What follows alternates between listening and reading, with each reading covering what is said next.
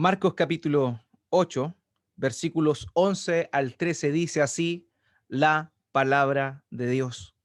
Vinieron entonces los fariseos y comenzaron a discutir con él, pidiéndole señal del cielo para tentarle. Y gimiendo en su espíritu, dijo, ¿por qué pide señal esta generación? De cierto os digo que no se dará señal a esta generación. Y dejándolos, volvió a entrar en la barca y se fue a la otra ribera.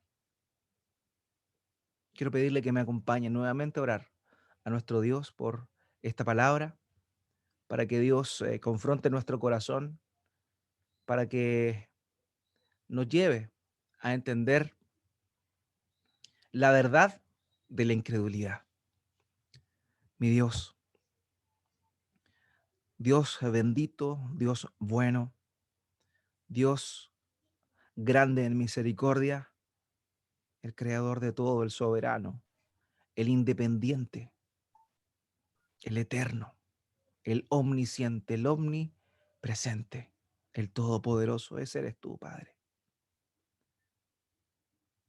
Y honestamente, cada vez que meditamos o nuestros labios hablan de tu persona, recordando tu perfección, recordando tus virtudes, tus excelencias, tus atributos, realmente quedamos sorprendidos al ver cómo es que tú, el Dios, el único, tuvo a bien mirar nuestras vidas, mirar nuestras personas y darnos un privilegio tremendo, cosas que los ángeles anhelaban oír, cosas que los ángeles anhelaban disfrutar, pero tú nos las diste a nosotros. ¿Y quiénes somos nosotros, Padre? Somos criaturas hechas a tu imagen, pero que te fallamos, que caímos, que nos alejamos de ti, que hemos buscado nuestra propia voluntad, nuestro propio deleite, hemos anhelado nuestra propia satisfacción y hemos dejado de lado el verdadero propósito por el cual tú nos has creado, que es darte la gloria a ti. Es increíble reflexionar en que siendo tú un Dios perfecto, un Dios santo, un Dios justo, nos salvaste por intermedio de nuestro Señor Jesucristo. Y salvaste a todo aquel que se acerca a ti por intermedio de nuestro Señor. Padre, gracias. Gracias por salvarnos. Gracias por hacer posible eso que para nosotros era imposible. Gracias por llamarnos tu pueblo, porque antes ciertamente éramos ajenos a ti. Éramos ajenos a tus promesas, pero tú hoy nos hiciste parte de tu pueblo por la obra de nuestro Señor Jesucristo. Qué maravilla más grande, qué amor tan grande demostraste a nuestras vidas, Padre. Y aparte de todo ese favor que derramaste en nuestros corazones, nos has dado el privilegio de seguir conociéndote y en esta vida de ir moldeando nuestra mente, de ir siendo transformados conforme a la verdad de tu palabra. Y Padre, queremos esta mañana recibir tu palabra con humildad en nuestro corazón, con un oído receptivo, con un anhelo ferviente de conocerte más y de glorificarte. Padre, pon un hambre en nosotros por ti. Pon un deseo en nosotros por ti. Lo necesitamos, mi Dios. Necesitamos de ti, Padre. Sin ti, nada, nada podemos hacer. Nada tiene sentido sin ti. Ayúdanos, por favor. Y rogamos esta mañana que tu Espíritu Santo nos dé la guía necesaria para poder comprender esta verdad, que tú confrontes nuestro corazón, confrontes nuestra vida y también nos animes a hacer tu voluntad, a glorificar tu santo nombre por intermedio de ella. Padre, te ruego como pastor que guíes mis labios, que me ayudes y que en mi debilidad, en mi carencia, tú seas glorificado, tu Espíritu Santo lleve y clave estas palabras de verdad en el corazón de mis hermanos y que tu Espíritu Santo haga con tu palabra lo que tú has estimado hacer en la vida de cada uno de aquellos que estamos esta mañana reunidos oyéndola. Padre, creo en el Espíritu Santo, creo en su poder, creo en su acción, creo, mi Dios, en que tú nuevamente encenderás nuestro corazón. Gracias, mi Dios, por esta palabra esta mañana. En el nombre de Cristo Jesús oramos. Amén y amén. Sin duda alguna, el cáncer más grande que la sociedad humana tiene, no solamente hoy, sino siempre, no es la desigualdad, aunque existe, aunque es tal, no es la injusticia, aunque ciertamente esta está presente en la vida de toda persona y de toda sociedad. Tampoco es la pobreza, ante la cual muchas personas se ven afectadas y la sufren. Tampoco es la violencia, la agresión, la ira que el ser humano tiene y que oportunidad que se le presenta para manifestarla la hace latente, sino que el gran cáncer que tiene la humanidad, que siempre lo ha tenido, es el cáncer de la incredulidad en el Dios único y verdadero. Muchas veces nosotros como cristianos nos falta creer, pero por la gracia de Dios hemos ya recibido la fe para creer para salvación. Pero aún así, nos falta creer en la palabra de Dios, nos falta creer en las promesas que Dios ha hecho. Y eso sin duda es triste. Es triste porque nuestras vidas se ven impotentes muchas veces a causa de nuestra incredulidad, a causa de que no depositamos nuestra fe verdaderamente en Dios. Y hablamos de la boca hacia afuera. Decimos creer en Dios, pero a la hora de presentarse oportunidades o situaciones adversas en contra nuestra, lo que manifestamos es incertidumbre y no confianza plena y fe en lo que Dios puede hacer en nuestras vidas, lo que Él prometió que iba a hacer en nuestras vidas. Así que para el cristiano la incredulidad ya es una lucha constante. Y vimos anteriormente cómo es que el corazón del cristiano, de aquel que ha nacido de nuevo, de aquel que ha sido perdonado por Cristo, debe clamar, al igual que aquel hombre, ayúdame a mí, en mi incredulidad. Necesitamos que Dios nos ayude en nuestra incredulidad a tener fe en Él. Ahora bien, por gracia, somos salvos por intermedio de la fe, esa fe que trajo salvación a nuestras vidas, esa fe que hizo posible, que fue el instrumento que Dios emplea para darnos la justificación y todos aquellos beneficios derivados de la obra de nuestro Señor Jesucristo en la cruz del Calvario y luego en su resurrección. Pero ¿qué hay del mundo? Si a nosotros nos falta fe, ¿qué hay del mundo? El mundo es quien realmente vive en la incredulidad, sumido en la incredulidad. En el sistema de este mundo existen básicamente tres cosmovisiones. Una cosmovisión es una manera general de ver el mundo. Una cosmovisión es un lente por intermedio del cual las personas interpretan la realidad. Y nosotros podríamos decir de manera general que básicamente en el mundo existen solamente tres cosmovisiones. Evidentemente la cristiana o bíblica es una de ellas, pero las más importantes y las más comunes son la cosmovisión naturalista. Esta cosmovisión naturalista es aquella que aduce, que señala y que cree que todo lo que existe fue creado de forma natural, de forma espontánea, sin la intervención de un Dios. Y esa es la visión que la mayoría de las personas tiene hoy. Es la visión que se transmite por intermedio de los medios de comunicación, por medio de las noticias, de la televisión, de los programas faranduleros, de las matinales, del periódico y también inclusive de los mismos documentales. Lo cierto es que esta como visión naturalista permea la mente de las personas, diciendo que no existe un Dios, descartando por completo la idea de un Dios que gobierna todo el mundo. Y lo cierto es que todos aquellos que tienen esta cosmovisión viven una vida triste, viven una vida sin sentido, porque solamente viven el día a día, no tienen ninguna expectativa del porvenir, no tienen expectativa de la eternidad. Para estas personas, todo es un sinsentido. Todo es un sinsentido. ¿Por qué? Porque sus vidas simplemente vinieron de algo azaroso, de algo que sucedió por casualidad. simplemente son producto de un accidente de la física. Ahora bien, la otra cosmovisión que existe en el mundo es la cosmovisión animista. Y esta pareciera ser totalmente lo contrario a la naturalista. La cosmovisión animista es aquella que ve a Dios en todas partes, o que todo es Dios. Es esa cosmovisión o esa cultura un poco mística que diviniza a la creación, diviniza a los árboles, diviniza a los animales. Y esta es muy común y popular en la India y también en las religiones orientales, donde todo tiene un sentido de divinidad, pero en realidad nada apunta hacia el Dios único y verdadero. Y uno podría pensar que esta segunda cosmovisión, la cosmovisión animista, es un poco más cercana, puesto que reconoce la parte espiritual del ser humano.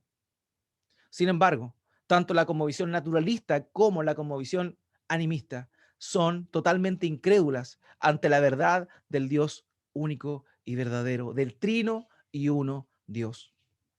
Y eso es una gran verdad. Es una gran verdad. Ahora bien, hoy hablaremos de la incredulidad. Hoy hablaremos de cómo es que esta tiene grandes consecuencias y cómo es que muchas personas no se dan cuenta a dónde van y también cómo muchas veces nosotros siendo creyentes desconocemos cuál era nuestro estado anterior, pero también el futuro que les depara a aquellas personas. El futuro que les depara a aquellas personas que hoy por hoy se encuentran viviendo una vida en incredulidad. El título de la prédica de hoy es Consecuencias de la incredulidad. Y conforme a este pasaje que acabamos de leer, vamos a estar hablando de cómo es que el Señor responde a la incredulidad, cómo es que nuestro Señor Jesucristo responde a la incredulidad. Estaremos hablando primeramente de la incredulidad de estas personas, también de la lástima y también del abandono. Ese es el camino descendiente de aquel que vive una vida de esa forma. Incredulidad, lástima, abandono.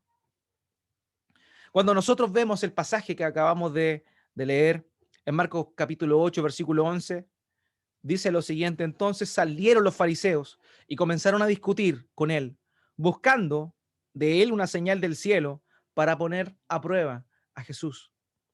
Marcos se ha encargado, como lo mencioné anteriormente, de mostrarnos el corazón de los religiosos y cómo es que estos cada vez que tenían la posibilidad de contrariar al Señor, iban donde Él, se acercaban donde Él y lo atacaban. Eso era muy común. Y Marcos se encarga de mostrarnos muchas veces las intervenciones que nuestro Señor Jesucristo tiene para con estos religiosos, los religiosos de la época. Ahora bien, aquí vemos cómo es que el Señor Jesucristo, luego de haber estado unos días por, por terreno gentil, por naciones que no correspondían a la Israel de ese tiempo, donde vivían en su mayoría personas de otras nacionalidades que no temían a Dios, que no creían en Dios, pero que sin embargo nuestro Señor Jesucristo dio muchas señales e hizo grandes milagros en esa tierra. Y vemos cómo es que ahora Él vuelve a la tierra a la tierra de Israel, puesto que aparecen nuevamente estos personajes, los fariseos. ¿Por qué sabemos que él volvió? Por eso, porque los fariseos, quienes se creían separados, quienes se creían distintos a los demás, no, los fariseos judíos no osaban ir a tierras que no correspondían a la tierra de Israel, puesto que esta tierra para sus ojos era inmunda, porque Dios habitaba exclusivamente habitaba en esa tierra. Ahora bien, aquí es interesante ver cómo es que ellos hacen una petición que verdaderamente parece irrisoria. El Señor Jesucristo acaba de llegar, de alimentar a 4,000 personas en un desierto con insumos mínimos. Hizo un gran portento, un gran milagro, desafiando la fe de sus propios discípulos. Y vemos cómo él alimenta a 4,000 personas en el desierto, y de estos sobran 7 cestas grandes, 7 cestas tremendas. Sobraron de restos de la comida que simplemente partió con un poquito, que simplemente era nada a los ojos de las personas. Ahora bien, estos hombres, sin ningún reparo, Luego de haber quizás sabido esto, de haber recibido las noticias de lo que nuestro Señor Jesucristo realizó en aquella tierra, ellos vienen, muy sinvergüenzas, le piden al Señor una señal del cielo, una señal del cielo. Es increíble esto. Ahora bien, cuando hablamos de una señal del cielo, ellos se estaban refiriendo a una señal fuera de serie, fuera de lo común, como si la alimentación de 4.000 no hubiese sido fuera de lo común. Ellos querían una prueba que les convenciera definitivamente de que Cristo era el Mesías prometido. De eso se trataba, esta prueba que ellos estaban pidiendo. El texto dice que ellos le preguntaron todo esto con el fin de tentarle. Y nosotros sabemos que ningún hombre puede tentar a Dios. Ningún hombre puede tentar a Dios. De manera que esto para nuestro Señor Jesucristo simplemente le fue indiferente, entre comillas. Dejó pasar esa prueba que ellos le querían hacer. Pero es interesante cómo vemos a estos hombres que, pese a todo lo que habían visto, todavía estaban pidiendo pruebas que les convencieran de que nuestro Señor Jesucristo realmente era el Mesías, era el Cristo que había sido prometido desde la antigüedad. Una señal del cielo era lo que ellos pedían. Lo que ellos tenían en mente era un tipo peculiar de señal, distinto a cualquier otra señal que antes hubiese visto. Normalmente, cuando se hablaba de señal del cielo, se hace alusión a los libros proféticos, donde los profetas decían que la venida del Mesías sería con señales del cielo. A eso se estaba refiriendo. Eso era lo que ellos estaban pidiendo. Una señal del cielo. Una señal quizá donde los astros cayeran, donde el cielo se oscureciera y que ellos pudieran ver y corroborar que realmente aquel que estaba ahí era el Mesías. Es interesante esto.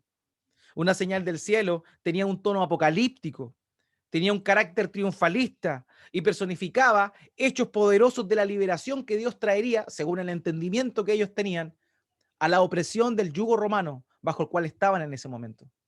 Eso es lo que ellos esperaban, eso es lo que ellos estaban demandando en ese momento.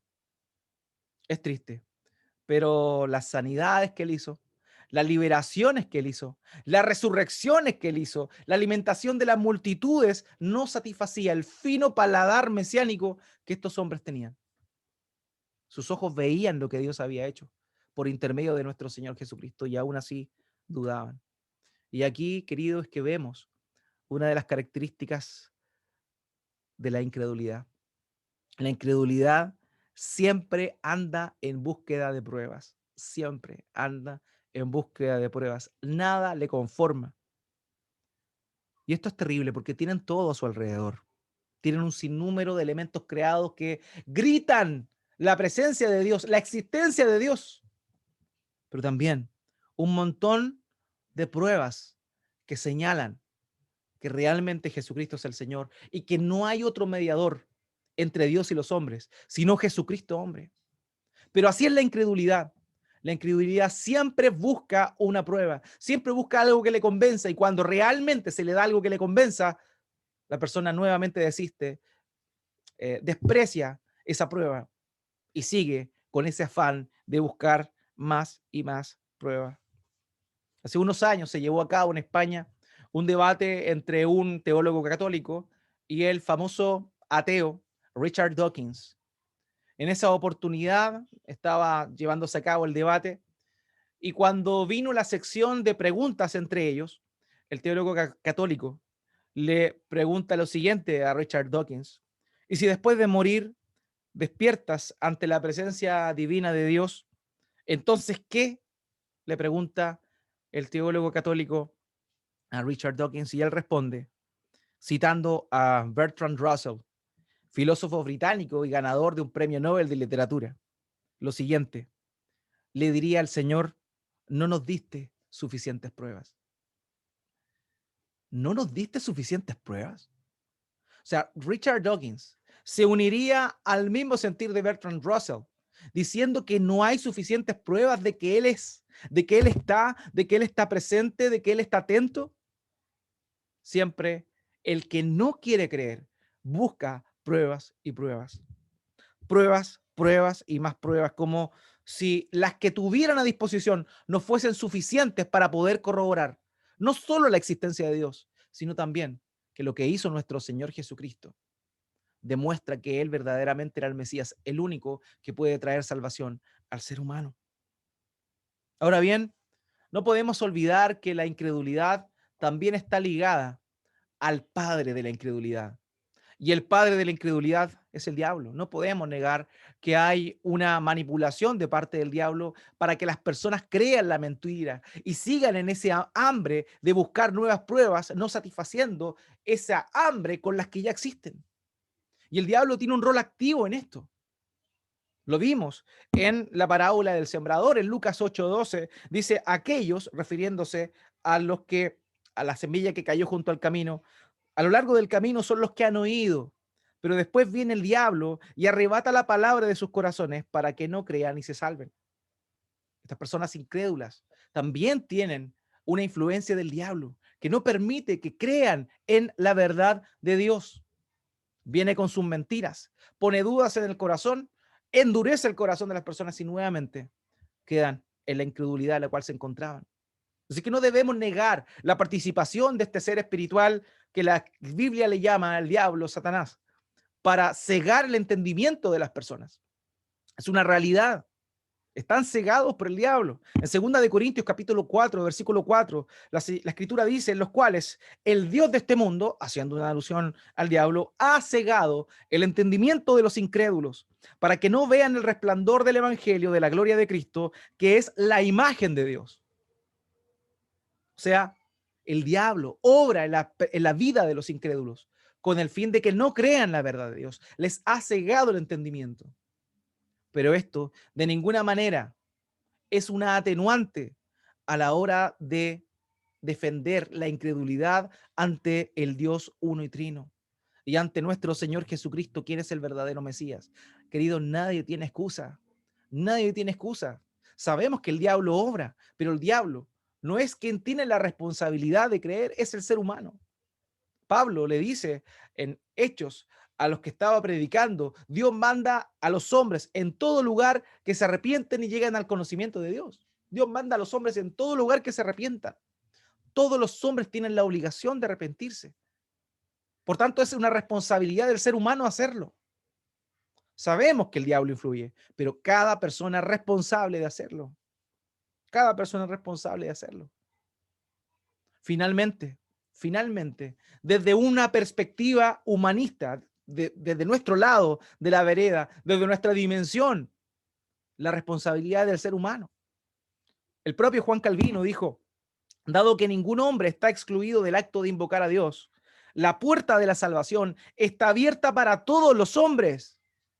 Algunos pensarían que Calvino no dijo esto, pero sí, fue Calvino. Ninguna otra cosa nos retiene de entrar por ella, excepto nuestra propia incredulidad.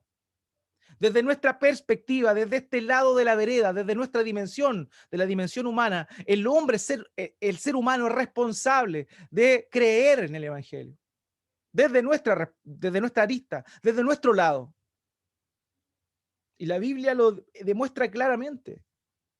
Es la propia incredulidad del ser humano la que le cierra la puerta. Es el pecado del hombre el que lo lleva a estar embotado en esa incredulidad.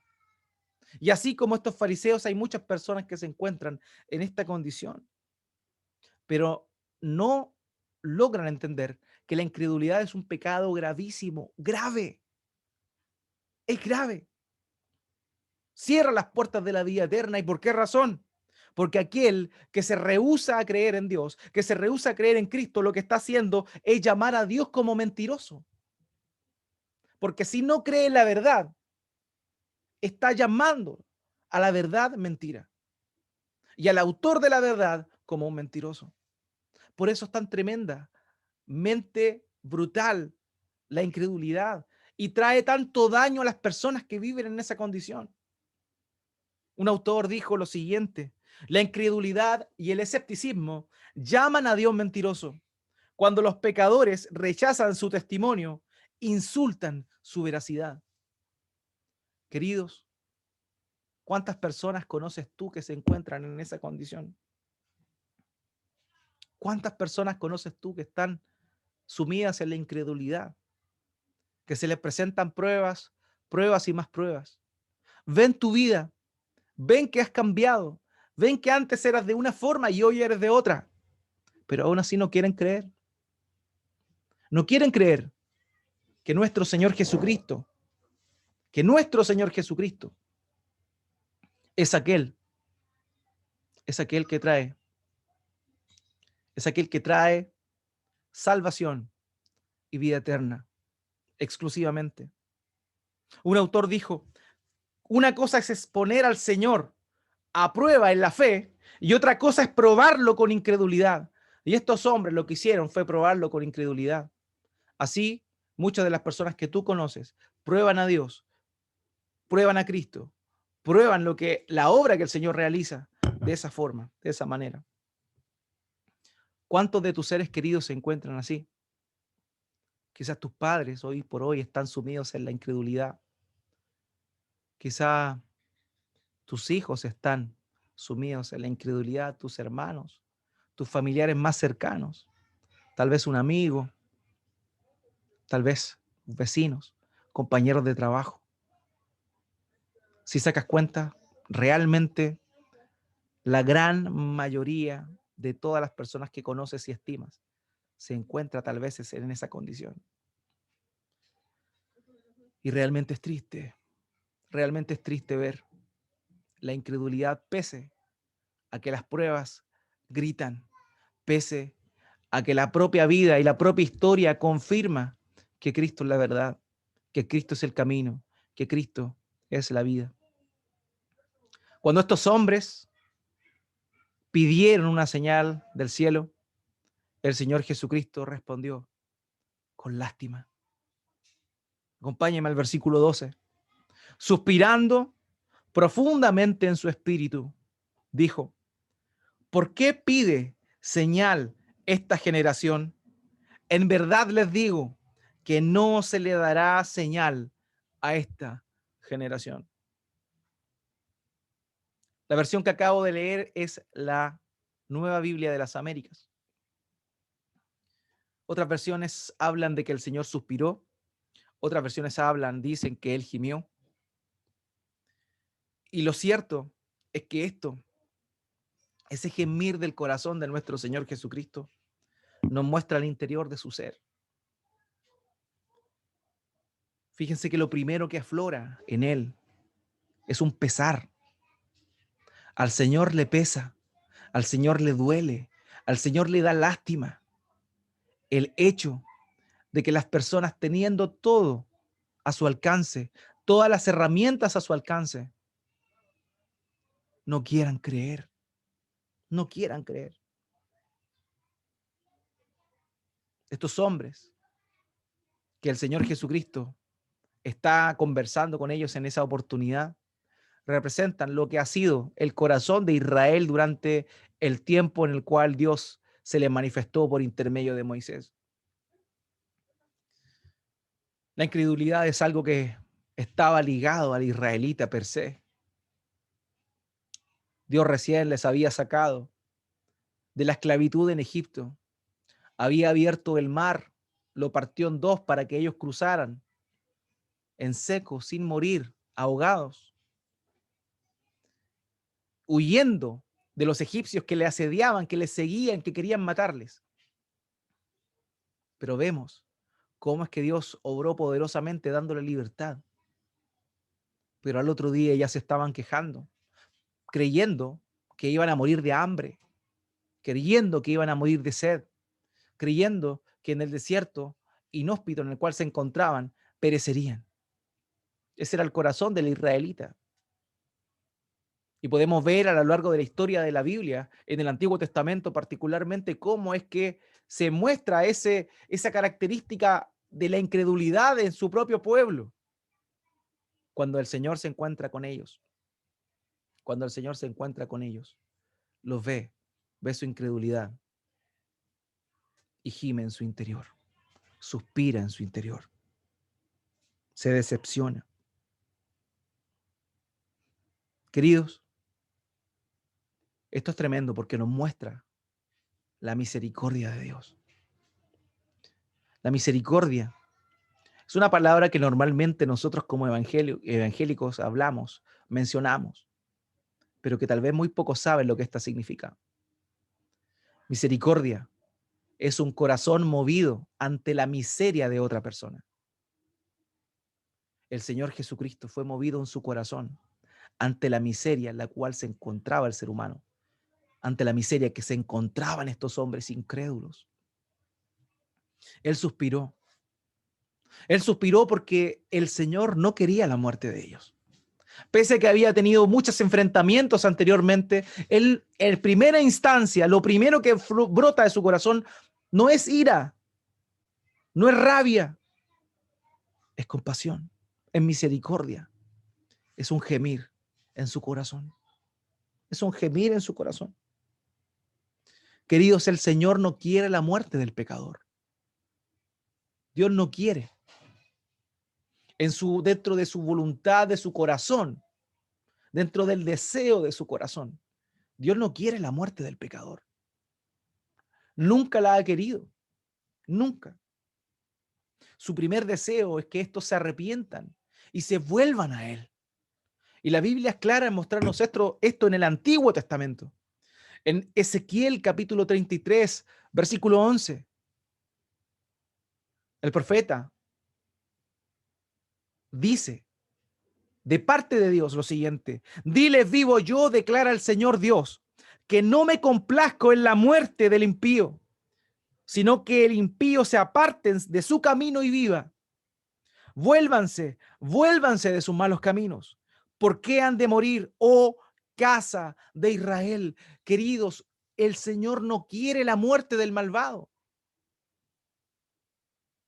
La primera reacción del Señor ante la incredulidad es la lástima. Dios mueve su corazón. Dios mueve su corazón. El Señor gime al ver la incredulidad de las personas. El obispo Ryle, J.C. Ryle, dijo: ese gemido tiene un profundo significado. Salió de un corazón que se lamentaba de la destrucción que aquellos malvados estaban trayendo sobre sus almas. Aunque eran enemigos, Jesús no podía contemplar su endurecimiento por incredulidad sin tristeza. Queridos, el Señor se entristece al ver la incredulidad del mundo, al ver la incredulidad de las personas. El Señor se compungía en su corazón al ver esto. ¿Qué pasa contigo? ¿Qué pasa conmigo? ¿Qué pasa con aquellos que por gracia hemos recibido el favor de Dios? ¿Cómo vemos en primera instancia aquellas personas que se rehúsan, que desprecian a Dios? O lo que es peor, algunas que parecieran estar cercanas a Él, que te dicen que sí a todo, pero que tú ves que realmente no creen en Cristo como el Señor. ¿Cuál es tu respuesta natural? ¿Cuál es tu respuesta? La primera que sale de tu corazón. ¿Es como la del Señor? ¿Es una respuesta de misericordia, de lástima, de compasión? Hermano, nos duele en el corazón ver que las personas se dirigen en un camino sin rumbo. Para ellos, porque el rumbo es claro, van a una eternidad apartados de Dios. Pero ¿qué hay de ti? ¿Qué hay de tu corazón? ¿Se conmueve como el de Cristo? ¿Se conmueve al ver que las personas van a morir sin Él? ¿Que las personas pasarán su eternidad?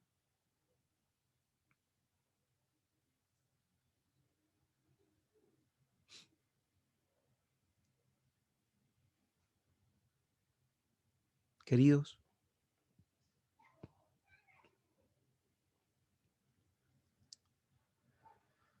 ¿cómo vemos nosotros a los pecadores? ¿Qué sentimos nosotros por ellos? ¿Un pecador más que se va a quemar en el infierno? ¿Acaso cuando vemos una persona rebelde, una persona que desprecia a Dios, que se ríe de ti, pensamos en nuestro interior o decimos, huele a azufre? ¿O realmente tenemos un corazón que gime por el estado de esas almas, por el estado de esas personas?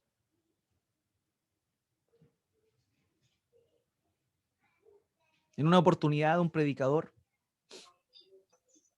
fue invitado a la casa de un amigo. Y cuando llegó a ese lugar, dentro de la reunión había, dentro de la reunión había un ateo muy conocido. Todos los amigos sabían que él era ateo. Todos sabían de su condición. Todos sabían que él era así. Y cuando de pronto pudieron ver que este predicador estaba hablando con el ateo, y mucho rato, y todos los demás se extrañaron, todos los demás quedaron atónitos, porque nunca les había escuchado a ellos. Cuando terminó la conversación, uno de los amigos se acercó ante este ateo y le dijo, ¿por qué razón? ¿Por qué razón lo escuchaste tanto tiempo si tú nunca nos escuchas a nosotros? Y él les dijo, lo escuché porque mientras me hablaba, lágrimas corrían de sus ojos al mostrarme lo que se supone es la condición en la cual yo me encuentro. ¿Cómo estás predicando el evangelio? ¿Cómo lo estás mostrando? ¿Con misericordia? ¿Con lástima por la otra persona? ¿Con un gemido interno al ver la incredulidad? ¿Con un pesar en el corazón al ver la condición en la cual estas personas se encuentran?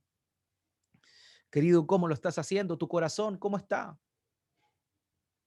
Lot, el famoso Lot, sobrino de Abraham, fue un hombre que miró con compasión y con dolor en su corazón el comportamiento de las personas de Sodoma. En segunda de Pedro, capítulo 2, versículo 8, Pedro dice, porque ese justo, por lo que veía y oía mientras vivía entre ellos, diariamente sentía su alma justa atormentada por las iniquidades de ellos. Lot se atormentaba en su alma al ver la maldad de estos hombres. ¿Te atormenta la maldad de los hombres? ¿Te pesa la maldad de las personas? ¿Te duele ver el nivel de pecado? ¿Te conmueve o no? ¿O te es indiferente? ¿O estás tan acostumbrado que ya perdiste la sensibilidad? Hermanos, es tan importante no llegar a ese punto en el cual perdemos la sensibilidad de la compasión y la misericordia por aquellos que realmente están totalmente perdidos. Amados, ¿cómo nos sentimos nosotros al ver la incredulidad de las personas? Nos lleva eso a predicar, nos lleva eso a contarles las buenas nuevas del evangelio, decirles lo que Dios ha hecho y la oportunidad que ellos tienen en vida de arrepentirse de sus pecados y creer en el evangelio. ¿Es parte eso de nuestro deseo o no?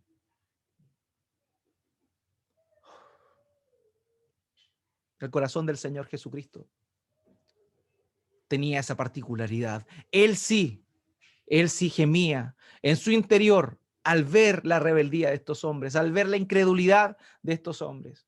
Hermano, hermana, Dios esta mañana te está diciendo que vuelvas a tener un corazón como el de Él. Que cuando estés con ese compañero de trabajo, con ese jefe, cuando estés con tus amigos, con los apoderados del colegio, compartiendo tal vez, no sé,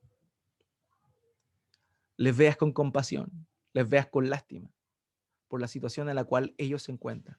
Porque esa es la primera mirada que nuestro Señor Jesucristo da. La primera mirada que Él da. Y que esa lástima, ese pesar te lleve a proclamar el evangelio, que te lleve a darle la buena noticia, que aunque te rechacen no importa, aunque se rían de ti no importa, pero tú estás obrando con misericordia, estás hablando con verdad. Mucha gente desprecia el cristianismo porque hablamos de un mensaje de vida y muerte, pero no vivimos con los demás como si realmente ellos se dirigieran a la muerte.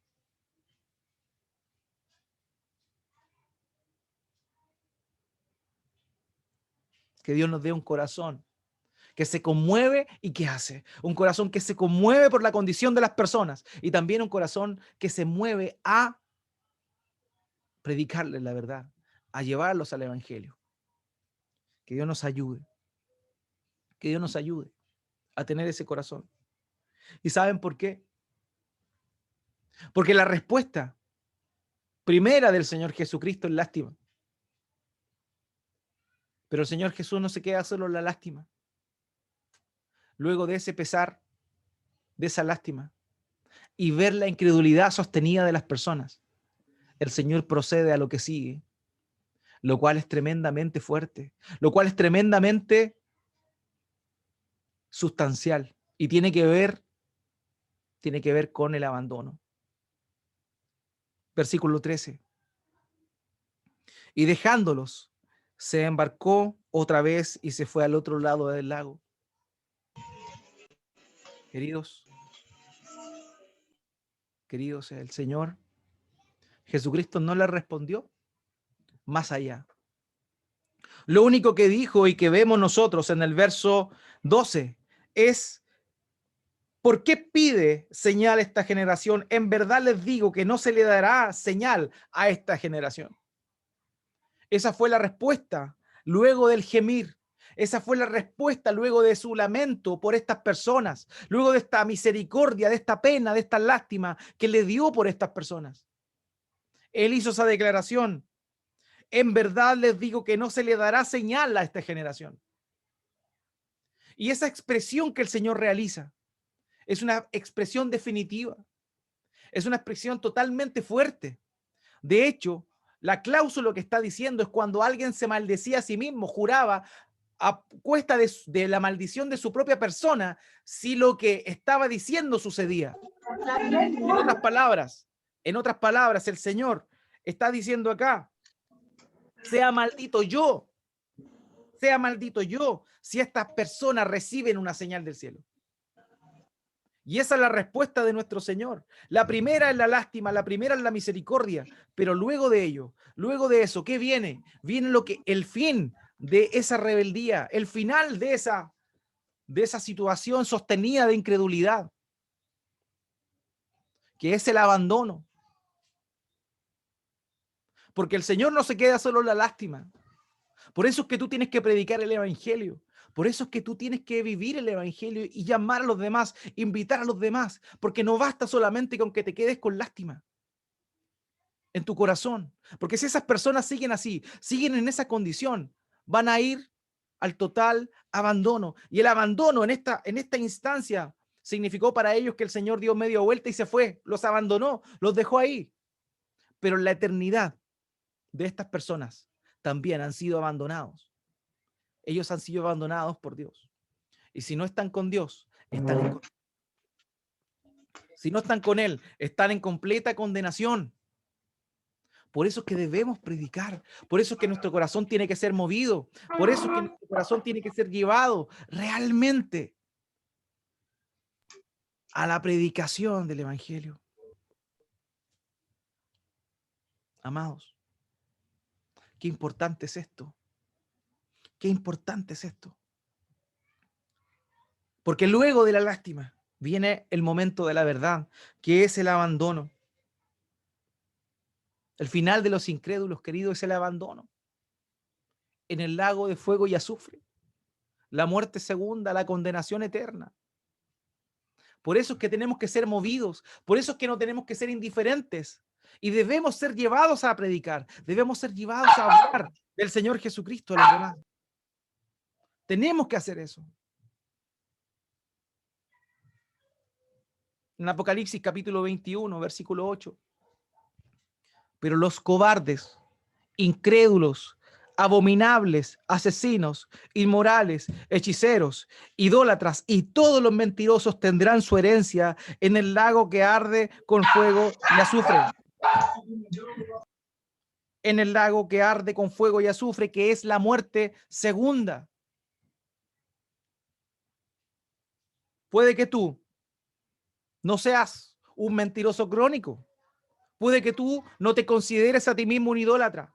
Puede que tú no hayas hecho brujería. Puede que tú no te consideres inmoral. Puede que tú no hayas asesinado a nadie. Puede que tú pienses que no has hecho cosas abominables.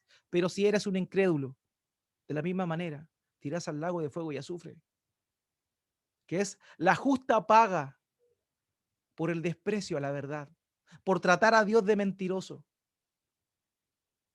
por decir que lo que Él nos dio no vale nada. La condena en el lago de fuego es una verdad. La condena en el lago de fuego es una realidad que sucederá por los siglos de los siglos. No va a haber una aniquilación simplemente. No va a haber que las personas, no va a suceder que las personas que no creyeron en Cristo y que despreciaron todo lo que el Señor hizo, simplemente van a ser destruidas por la eternidad y listo. No, es una condena. Es una condena por los siglos de los siglos ante el dolor, el sufrimiento, y recibirán lo que justamente les corresponde por haber negado todas las evidencias que Dios dio. Por eso es que debemos tener cuidado. Por eso es que estamos llamados a predicar la verdad.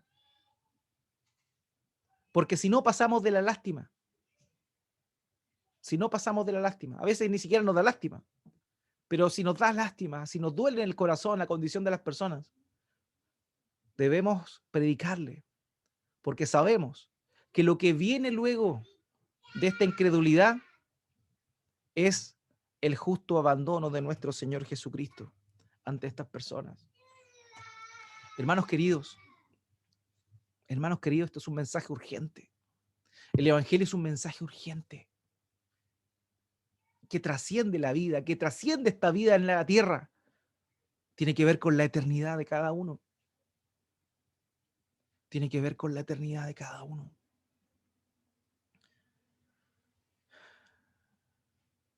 Dios no es injusto por condenar al incrédulo.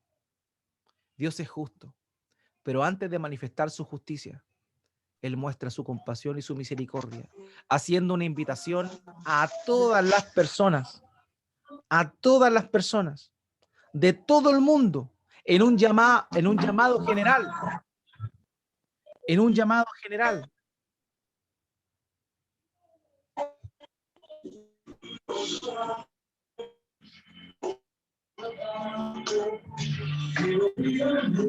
Eso es lo que hace nuestro Señor. Eso es lo que hace Él. Hermano querido, tú estás llamado también a hacer lo mismo. Que el Señor toque en nuestro corazón, que el Señor confronte nuestras vidas, para que realmente sepamos que la respuesta ante la incredulidad finalmente es el abandono de parte de Dios. La condena justa y eterna en el lago de fuego y azufre.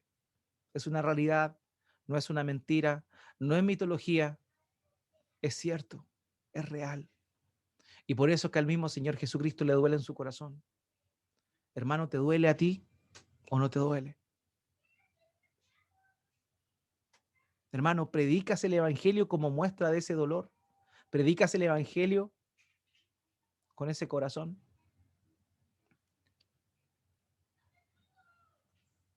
Te conmueve ver la deplorable condición en la que se encuentran muchas personas que conviven contigo a diario. Que el Señor nos dé el corazón como el de nuestro Señor Jesucristo. Que podamos tener ese pesar y que vayamos a predicar, que vayamos a contar lo que el Señor ha hecho por nosotros como un testimonio vívido de que el Señor Jesucristo salva, de que el Señor Jesucristo trae salvación a todo aquel que cree, para que no se pierda en esa condición, para que no se pierda en lo que le va a venir más adelante por no haber creído en Él. Que Dios nos ayude. La incredulidad es algo serio. Muchas veces oramos por las personas que se encuentran enfermas, lo cual es maravillosamente bueno. Tenemos que ser misericordiosos también con ellos. Tenemos que orar por las personas para que el Señor tenga compasión y finalmente todos, todos puedan alcanzar la bendición de Dios de recuperarse de alguna enfermedad. Pero también, ¿cuánto más es más importante tener un deseo de que las personas puedan conocer al Señor? Así que, amados, ese es el llamado de Dios para nuestras vidas hoy. Querida iglesia, querida Ica, ese es el llamado del Señor para nosotros esta mañana. Todos conocemos a incrédulos. Todos tenemos la responsabilidad de llamarles al arrepentimiento, de tener pesar en nuestros corazones por ellos. Que Dios nos bendiga. Oremos al Señor.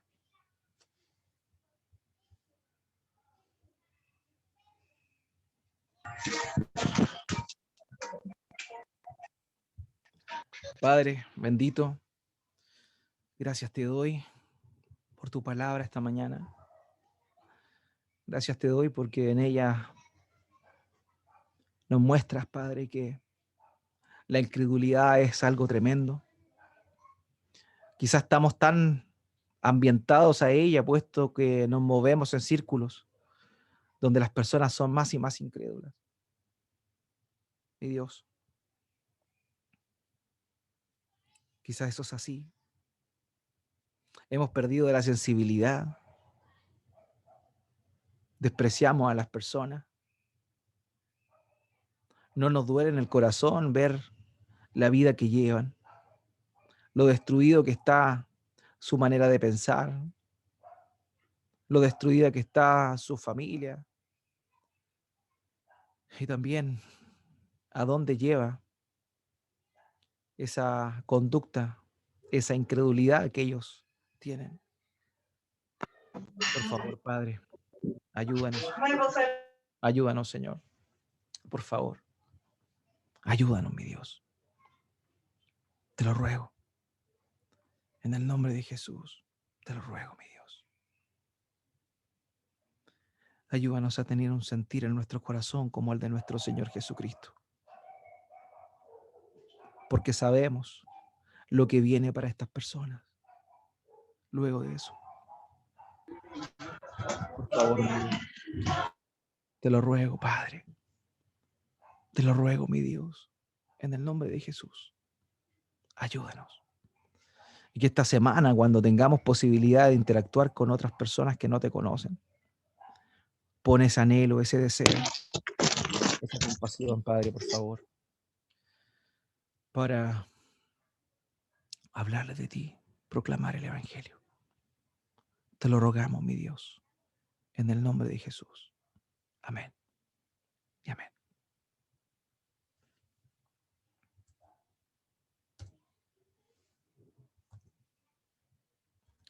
Muy bien, amados hermanos, que el Señor nos bendiga, que el Señor confronte nuestras vidas.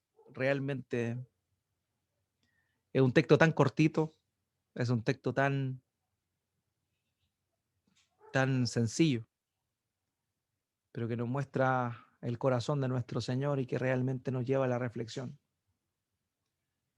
Así que Dios nos dé hambre de Él, que Dios ponga en nuestro corazón una preocupación por alimentar nuestro ser, por reflexionar en su palabra, por vivir su palabra, por proclamar el Evangelio, sabiendo lo que le espera a todos aquellos que están embobados en sus propios razonamientos, están cegados por su propio corazón, por su propia maldad. Que Dios nos ayude, hermanos, que Dios nos ayude. Bueno, los avisos para esta semana, ¿cierto? Esta semana, según entiendo, mañana seguimos con el curso de membresía, aquellos que están participando en él. También el día martes tengo entendido que nuestras hermanas tienen reunión, discipulado de mujeres, así que ahí van a estar, ustedes saben, como cada martes intermedio que se reúnen. También el miércoles vamos a continuar con este nuevo estudio que comenzamos la semana pasada. Cielo nuevo, tierra nueva, una mirada a lo que viene, una mirada a la eternidad, Así que a los que no estuvieron, estén, porque de verdad va a ser muy, muy interesante empaparnos de aquello que nos espera a aquellos que confiamos en el Señor. Así que no lo olviden el miércoles a las 20 horas. El día viernes, la oración congregacional a las 20 horas, ya lo saben. Y si Dios no dice otra cosa, el lunes, el domingo a las 10 de la mañana nos volvemos a reencontrar por este medio. Así que, amados, que el Señor les bendiga grandemente. Sabemos que su palabra no vuelve vacía. Sabemos que su Espíritu Santo hace lo que tiene que hacer en nuestras vidas con su palabra. Así que el anhelo de mi corazón como pastor es que Dios nos confronte, que Dios nos llene y nos vuelva hacia Él, que nos ayude a ser cristianos que glorifican su santo nombre. Así que esa es mi oración, que el Señor les guarde, que la paz de Él esté en sus hogares, que haga resplandecer su rostro y que sea una semana para la gloria de Él, amados hermanos. Así que eso, me despido, un abrazo, que el Señor les guarde a cada uno, Dios les bendiga a todos. Chao. Chao. Chao, Toby. Chao a todos, bendiciones. Chao, bendiciones.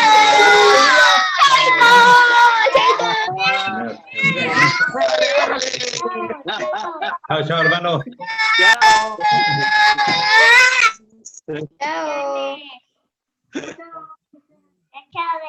Eso sí que tienen gozo. Adiós, bendiciones, hermano. Chao, chao. Chao. Bendiciones. Adiós, hermanas, adiós. Adiós. Chao.